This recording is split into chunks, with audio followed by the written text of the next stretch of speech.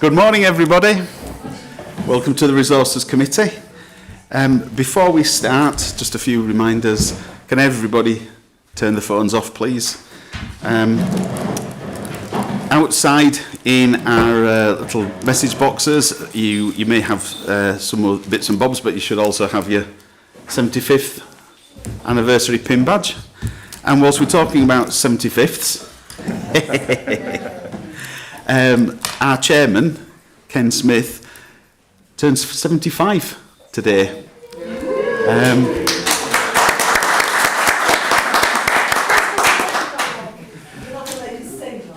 We're just going to take him onto the front lawn for 75 bumps. I thought that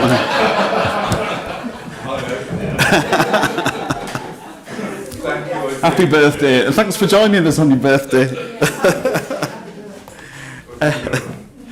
We've got a few apologies for absence for today. So we've got apologies from Charlotte Farrell, Nick Adams, and Patrick Brady. Is there anybody else who's not in attendance today? We're missing Simon Abbott and Chris O'Leary. Okay.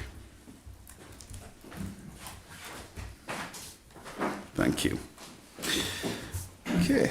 So, if we can move to the second agenda item, which is the minutes of the previous meeting held on the 14th of November. Is everybody happy that they're a correct record of that meeting? Can I have somebody who will propose accepting them? Oh, Ken Smith, thank you. And a seconder, Andy Nash. All in favour, please raise your hands. Lovely. Is there anybody against or abstaining or not voting? No. Lovely. Thank you. Okay, so then on to item number 3, which is urgent business. As far as I know, there isn't any. So item 4, public participation. We have no members of the public present, but please remember, we are being recorded and broadcast, so there may be members of the public watching, let's say at home, but maybe at work as well. Item 5, members' declarations of interest. Does anybody have any declarations to make on any of the items on today's agenda? Lovely, thank you. So we'll move on now for items for decision. So our first item is being presented by Simon. It's the Landscape Observatory Funding 2026-2027. Over to you, Sam. Good morning, everyone. Thank you, Chair. Simple paper. It's just really good news. We got into the main PLP programme for the next year and probably the next couple of years, and we're just waiting on information, the confirmation in DEFRA, which we're expecting in late March. So simple paper just to get us in a position to accept the funding and carry on with the project, really. Thank you. We'll open it up for any questions or comments.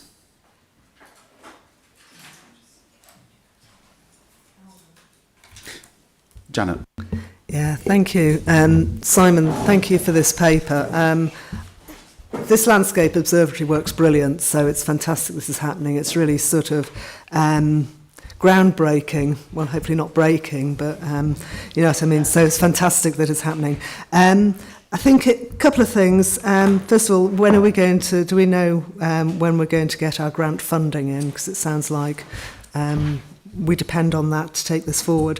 And secondly, is there anything that the Peak District National Park Authority strategy and performance team are having to put on hold within the park in order to undertake this work? And have we got, if we're backfilling with temporary staff, do they have the requisite skills and experience to be taking it forward? I'm thinking particularly of things like taking forward the new management plan. And got an email yesterday from Madeleine Lundholm at the Protected Landscapes Partnership. We're expecting the final version of the budget to go to the DEFRA committee in the week beginning the 10th of March. So we should, I mean, it's 99% certain. It's not, you know, the budget's gone in, it's all been scrutinised. It's just got to go to that meeting, and we will hear the following week formally about the funding for the whole PLP programme. So it's not just Landscape Observatory, it's all the things that the Protected Landscape Partnership does. In terms of backfilling, if I can remember the order of your question, we've backfilled with 2 posts which is Emma Badley and Luke Geeky. They're both been performing really well. Members have seen Emma at meetings, and Chair and Vice Chair were in a meeting recently with Luke. They're both really performing very well. We're very happy with the skills that they've brought to us. In fact, both of them have brought things we kind of have a bit of enhanced the team in some ways. I think it's probably fair to say, which is great. And that maintains the existing capacity of the team in terms of going forward. And Emily and I are looking at the programme for next year now. There's a lot going on next year. So we need to think about that a bit, but we would have needed to do that anyway. It's not. So yeah, I think we're all very content with the way it is at the moment. Thank you. Any more questions or comments? Okay. Well, we'll move on to the recommendations. I'm looking to take all 4 recommendations together. Do I have a proposer? I'll take Janet Dugdale for that. And do I have a seconder? I'll take Simon for that, thank you. So, all those in favour, please raise your hands. I think that's unanimous. Thank you. Thank you, Simon.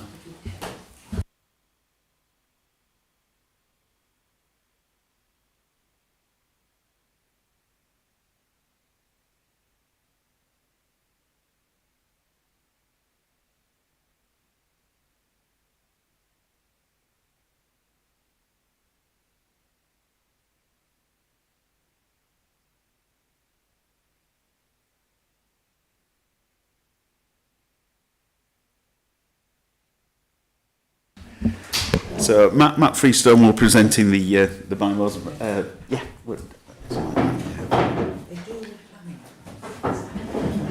So over to you, Matt. Hello. So this first item is around some approval we require for starting the consultation process on new bylaws that are around trying to restrict verge parking across the North Lees estate. So we have the power to do the bylaws on land that we either own or that is access land if we don't own it. Bylaws have been drafted by legal. They've got some plans attached to them. So I'm happy to take any questions on that basis. Thank you. Andy Nash, please. Thanks, Chair. Thanks, Matt. And I have to say, from a lot of people I've spoken to, this is a really welcome paper, and it's something we've needed for a long time. I've just got a couple of simple questions, really. I think one for Liz and probably one for you. For the £500 fine, is there any way we could do a subset that says if someone pays within 10 days, the money comes directly to us, rather than having to go through the whole court process to claim the money back? I don't think so, because it's a very, we can't use fixed penalty notices. That's the kind of fixed penalty notice process where you get a reduced fine. I'll ask Liz to chip in as well, if that's okay. No, you're quite right. So oh, is that on? Yeah. So they've not made the legislation for fixed penalty notices apply to national park authorities, so we have to go through the court system. We'd be using something called the single justice procedure, so it would mean that it's a paper-only exercise, and so that's the idea, is that it would make it swifter, but we would have to go through the courts. Sorry, can you just expand on what the paper-only exercise is, just so people are clear what we Yeah, have to go through? sure. So it's just a system which is in place essentially to deal with more minor offences. So the court just looks at it as a paper-based exercise. So it's not as if anybody's expected to attend court. So the hope would be that they could be dealt with swifter than usual court procedures, but we couldn't deal with it ourselves. Could I just add to that? I mean, I think, the fines are great and they're at a high level, which is good, but we're really hoping and expecting this is primarily a deterrent, it will work in that way. And we found actually from, enforcement on car parks that, that enforcement has been a massive deterrent, to people not paying. So I'm hoping, with the threat of fines of that sort of level, and if we communicate that in the right way, that, we won't be issuing too many fines is our hope. Sorry, I should also just say it would only be if a case was defended, we would need to attend if that was the case. Can I do my second question? This is great, and in terms of going forward, there's nothing in here about potential signage or costs for making people aware of this. Will that come in the next phase? Because I thought it would have been something that would have been useful to have an indication at this point. Yeah, I mean, I don't expect the cost to be getting anywhere near where we would need committee approval for a few signs. So it wasn't something we were anticipating bringing back in front of committee. But there will be another. I think we have to come back to committee once we've consulted on the bylaws and made any changes and gone to Natural England and all the statutory consultees. So it will be coming back in front of committee at that point.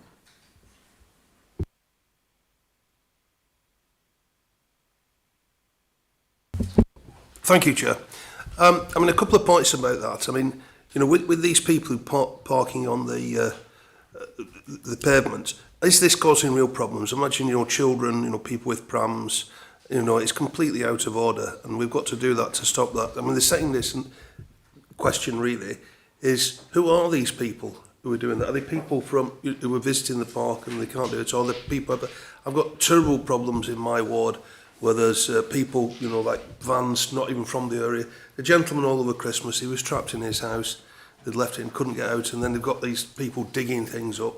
It's terrible. So, the council, is limited, but I think like the National Park now with this additional authority to do something about it. And the second point is about sort of signage. Hopefully there'll be signage to, because what we're trying to do here, I believe, is to act as a deterrent. We don't want people to do it. I mean, the other thing about the parking, those people, and I mean, it's really poor form if they're not paying on the actual car parks. But the question is, are the car parks sufficient? Are people then, if they've driven from Sheffield or Manchester or wherever, and maybe down your end from the south of the park, gone up there and they can't find somewhere to park? So I don't know if I like to sort of investigate things before. I'm just thinking beyond that. Is there sufficient parking? We're going to terrible problems where people in my area can't even get to the hospital. It's full. People are, so we can't park, and it's all blocked. So we're trying. One of the senior councillors, he's trying if we can do something to get a bigger car park. Yeah, a couple of points there. I mean, just to make clear, this is about parking on verges on North Leeds Estate, which is obviously it's not about pavements and blocking pavements and things. I mean, it's a very similar kind of behaviour, isn't it? You asked, is it a problem? I mean, it's a massive problem across North Leeds. There are some areas that are triple SI and the verges are totally trashed. They're just mud and tyre ruts and so on across a lot of the estate now. What we're coming onto the final point in your question and relating to this is, what we're trying to do across the estate is look at the existing total capacity now, including all the verge parking, and replace that with new, more formal capacity of roughly the same kind of number of vehicles, if you like. And at the same time, I think one of the big problems we have, it's interesting how people behave with the parking. And once you get an area of verge that is, obviously parked on, has tyre ruts in it and the vegetation gone, it becomes standard that people park there. So when you ask who parks on it, it's everyone. It's anyone who turns up and just thinks, I can park there. And what we found, there's a big difference across different parts of North Leeds. Hook's car park, which is the top end of Stanage, the verges don't look parked on at all, and the behaviour there is pretty consistently that the car park fills up before people move on to the verges, whereas in other areas where the verges are obviously parked on, it's a lot more of a free-for-all. So, once we can kind of change that perception and stop people parking on the verges and repair the verges, I think, you know, we'll have a lot more. Well, enforcement will become less important, hopefully, you know.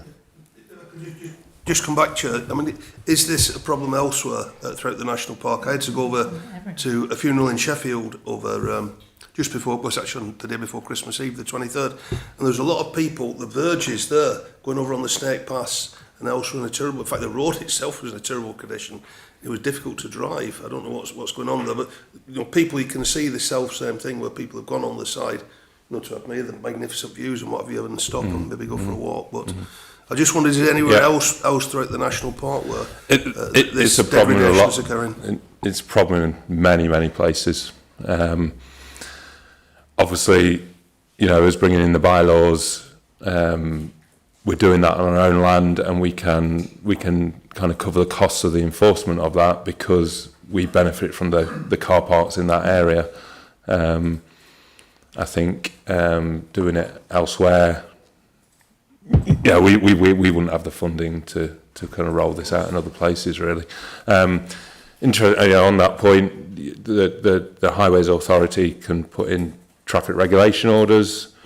You know, they're finding that the fine levels at those, which I think is £25 rising up to 50, are just becoming a price of, you know, effectively people are paying that as if it was a parking ticket, you know, 25 quid for a day out, and, you know, we can park where we want. So, you know, it's another benefit of the bylaws is the fines are higher to be more of a deterrent, you know. Thank you very much indeed. Thanks, Matt. Janet Dugdale, please. Yeah.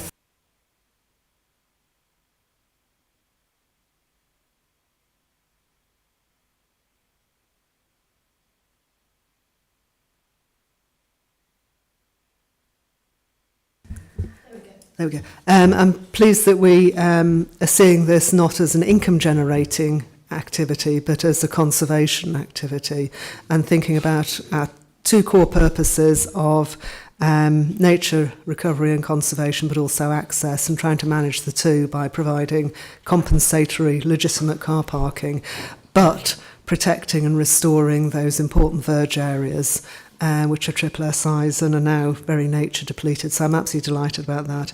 I think Andy asked the question about the cost of putting up notices and enforcement, and there will be a cost up front to put notices up, and also to ring fence the areas to stop people parking there so that they can so it can be recovered. I'd just be a little bit careful about the comms on this. We don't want it to be seen as, you know, we're doing this to get lots of money, because that's not why we're doing it. But at the same time, we don't want to say we can hardly ever see we're going to be issuing enforcement notices, because if the message gets out that we're never going to enforce, people will just continue to park there. So there has to be enforcement. We're just hoping that the deterrent is sufficient to stop people parking there. But we will enforce if they do park there, and I think that needs to be very, very clear. But the comms around it being for nature restoration are absolutely critical. Yes, and you know, we don't benefit from these fines. The fines, when it goes to court, goes straight to the Treasury, I understand. So, you know, I think that will be our message, is that, you know, this enforcement is absolutely not about income generation. It's about protecting the environment and the estate. Thank you. Any more questions? Hannah, please. Hi, I just wanted to ask about a couple of different points. I think one of them was following on from Ken about the additional parking. You'd mentioned there might be some other car parks available. I think one of my concerns was that quite a few times you've mentioned it's like when the car park gets to capacity that the verges start to become used. So where would those cars go? Would they suddenly move closer to villages, and what impact would that have on the communities? And I think my second question was just about what's been done so far as kind of an initial step to try and deter it. Has there been any kind of signs or sort of highlighting of the triple SIs within the area to act as like we've got this issue, this is the next step, kind of before taking it to resorting to bylaws? I was just wondering kind of what steps have been taken. So in terms of the capacity,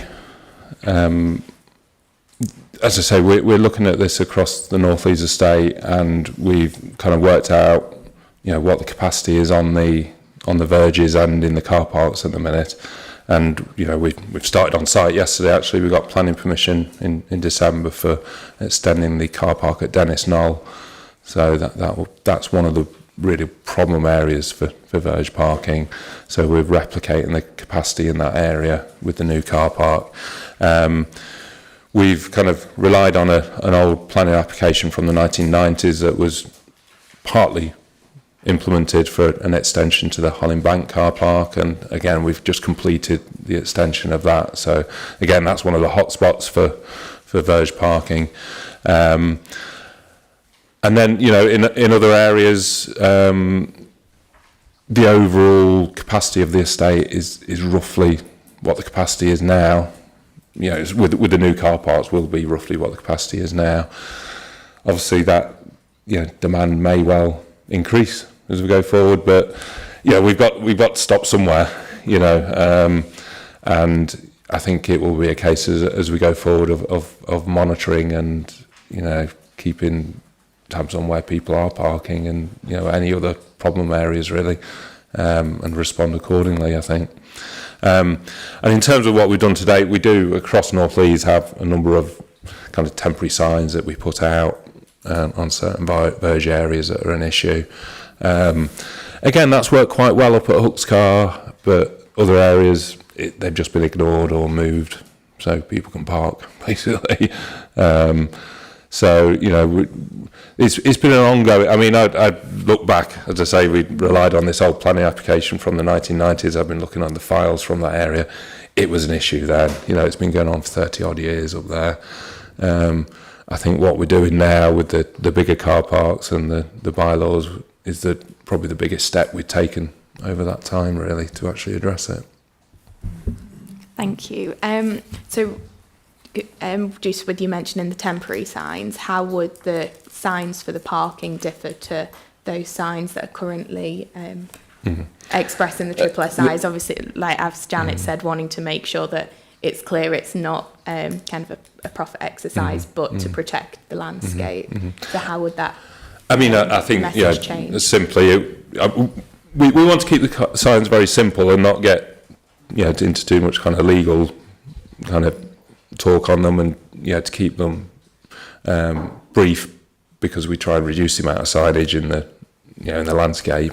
But they'll basically have a threat of a £500 fine on them, which is a big difference towards compared to the fines we've had to date, to the signs we've had to date. And like I say, I think we've found that the threat of fines has been a really effective measure in terms of our car park enforcement, and I hope it will be the same for the verge parking.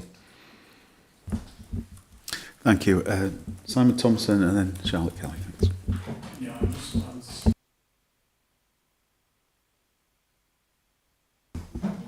Yeah, I'm really pursuing the same line of questioning on the signage. But, I mean, I think Janet's point is an important one, that the threat of the 500, clearly we need to have that. But I think we also need to appeal to people's better instincts and make it clear that it is about nature conservation, because if we do that, hopefully that might just create an awareness of the problem more generally rather than on these specific sites. And there's no other means of communicating that message except the signage. We've got no other mechanism for talking to the people who are parking in the national park. So I think we need to be quite thoughtful about the language. It's got to be brief, it's got to be punchy. But if we can somehow convey that it's about nature protection rather than income generation, that would be good.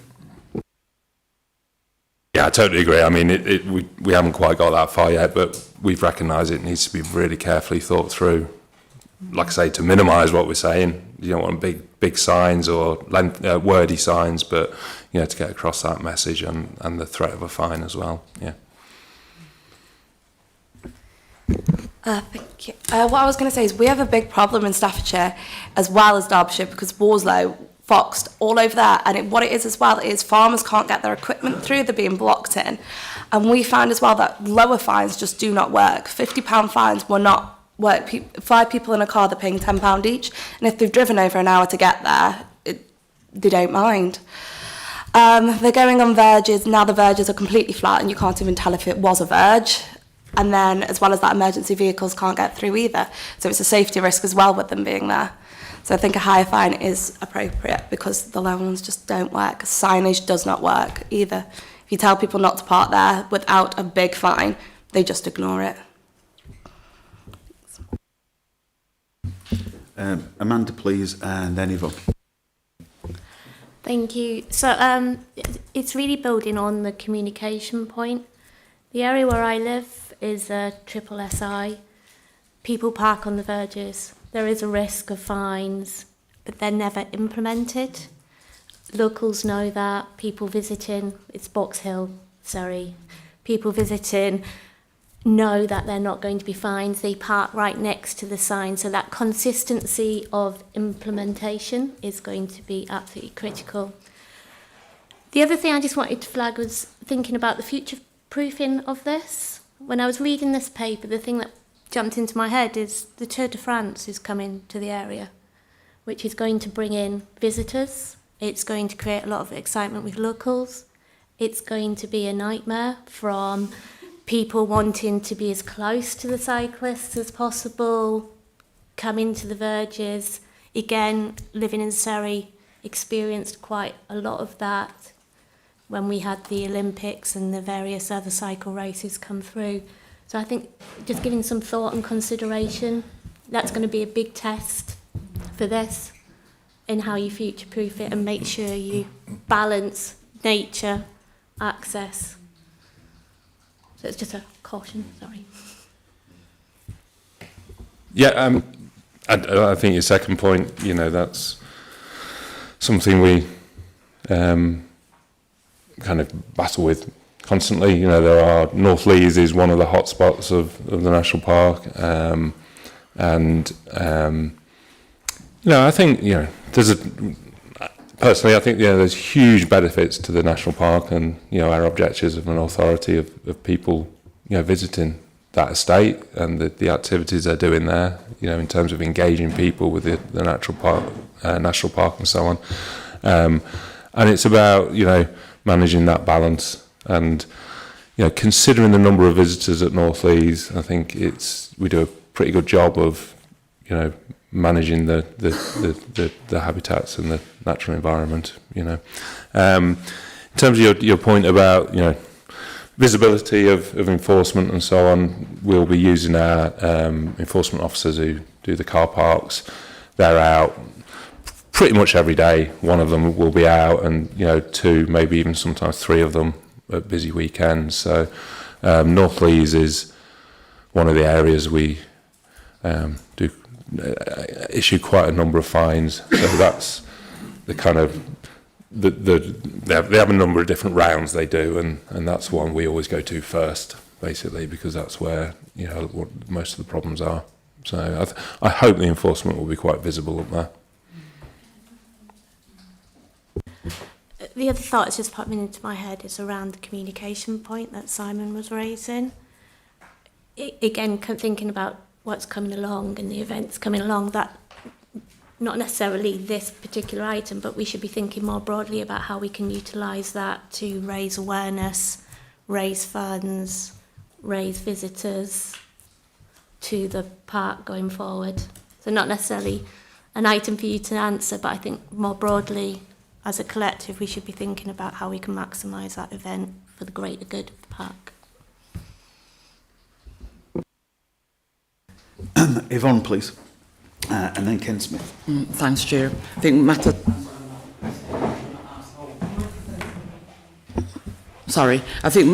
has answered one of my questions about the monitoring or patrolling the area to ensure the enforcement is effective. So you've answered that question. I just wanted to check where the verge, where they're parking on the verge, is the Dennis Knoll car park the one at the end of the Long Causeway, that little car park, and then the Ollenbank one?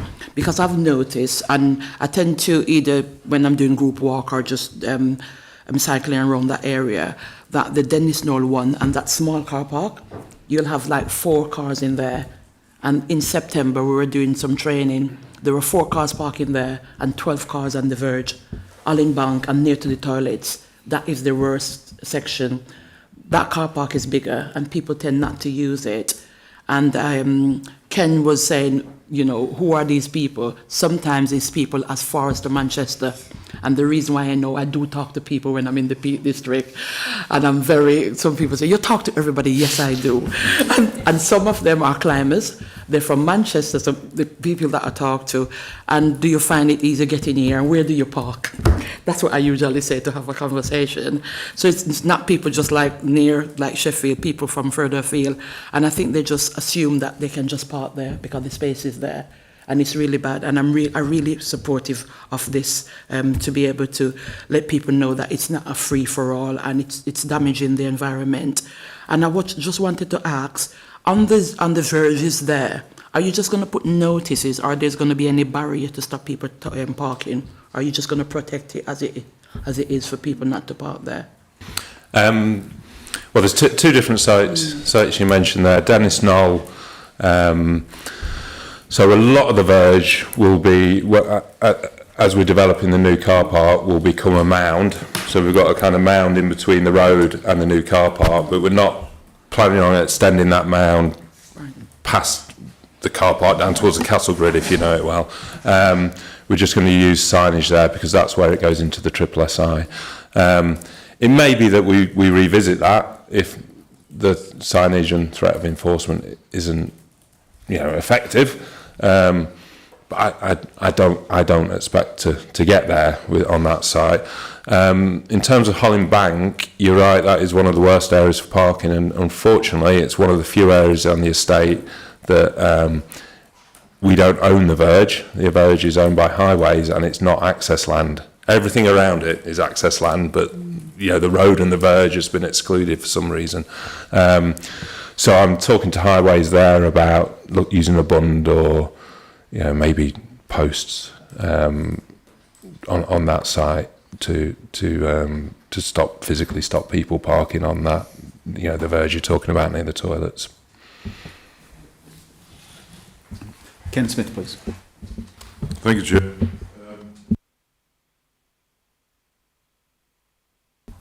Right. Yeah, I know, but it came up red and then it went away. It's the way. It's my age, I think. The comment and a question, if I may. Just going back, without wishing to flog the horse too much, the comms issue. No, by no means wishing to devalue the nature element, but don't forget there's a landscape element as well. Not least from the parking of the vehicles in that landscape and the intrusion that occurs, and a cultural heritage one. There's a lot of prehistoric and Romano British archaeology, cultural heritage on the estate. It's one of the reasons why we have it. Now, obviously, it's not going to be possible to incorporate all those elements into any on-site sign, but if we have to do press releases and perhaps even consider, I would suggest, a preemptive element on the website that explains the background to why we're doing it, what we're doing it for, the whole issue about it's not for profit, it's to deter, then if we're on the front foot, it perhaps dilutes some of the inevitable criticism that will be coming our way. So one thing perhaps to consider. The question is about timescale.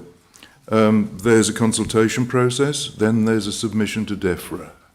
And the last time we went down the bylaw road, it took quite a long while for it to emerge as a result from DEFRA. Do we have any idea? Do we have a kind of timescale in our own mind that, because again, we've been talking about, as Mandy has suggested, the Tour de France, but this could be next year before this comes to fruition. But do we have a putative timescale at all? I have a hopeful timescale.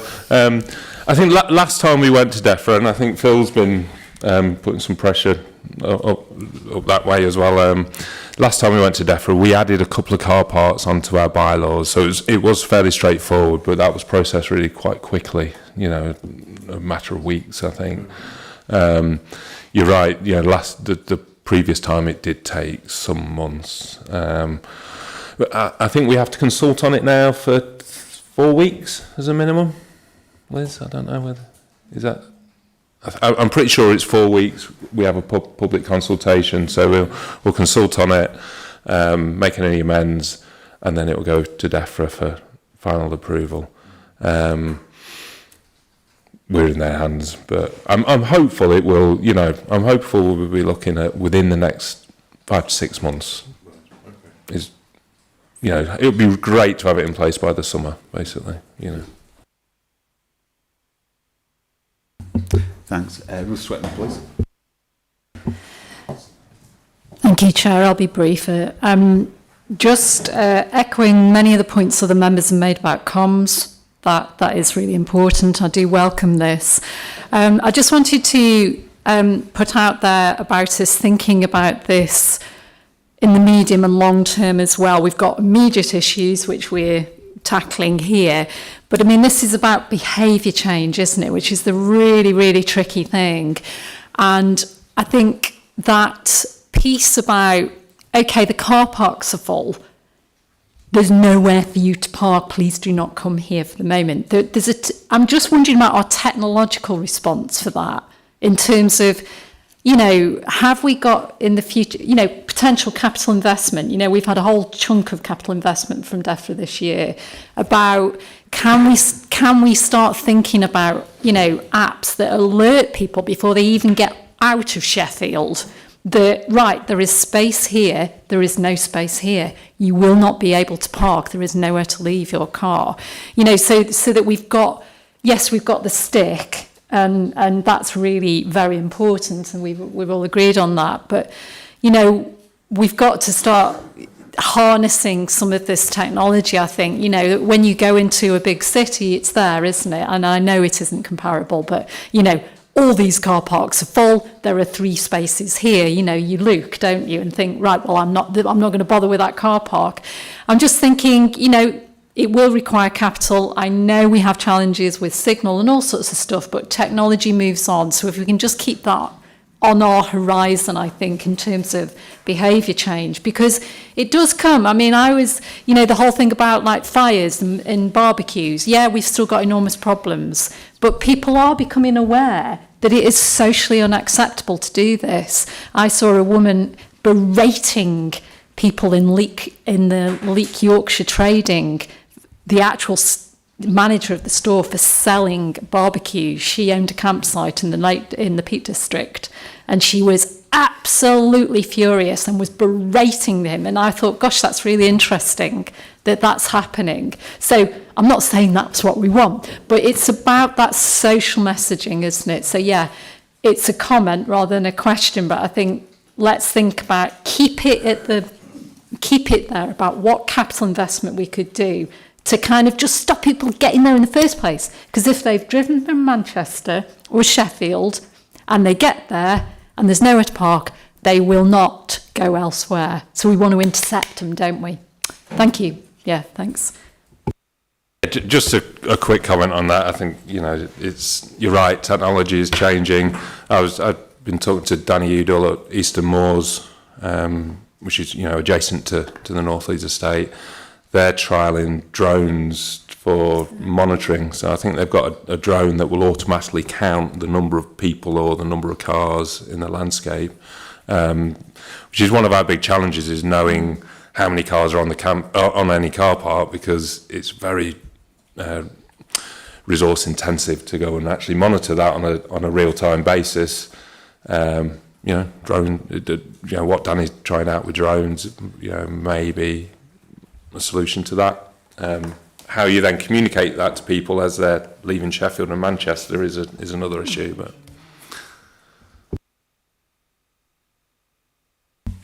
Janet Dugdale, please. Yeah, well, the first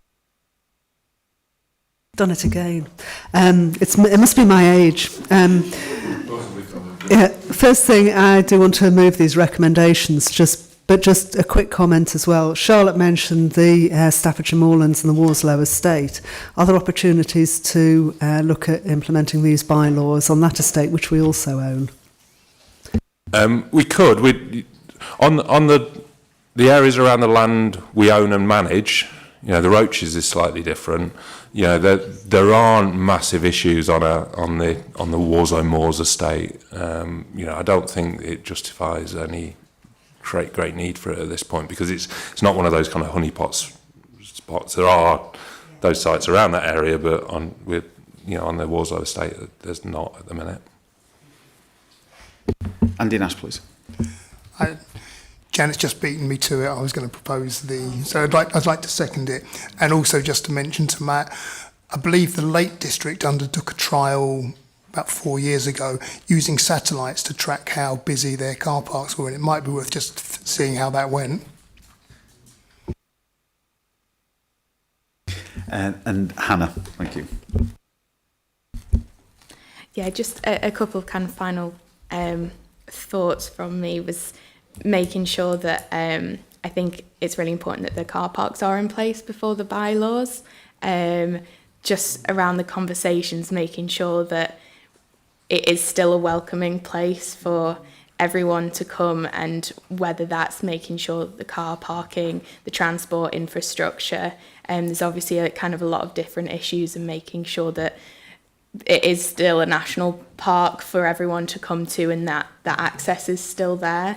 I think that's kind of the key thing for me at the moment, is just making sure that all the steps have been taken, and this is a last resort rather than it kind of being our first step to reduce that.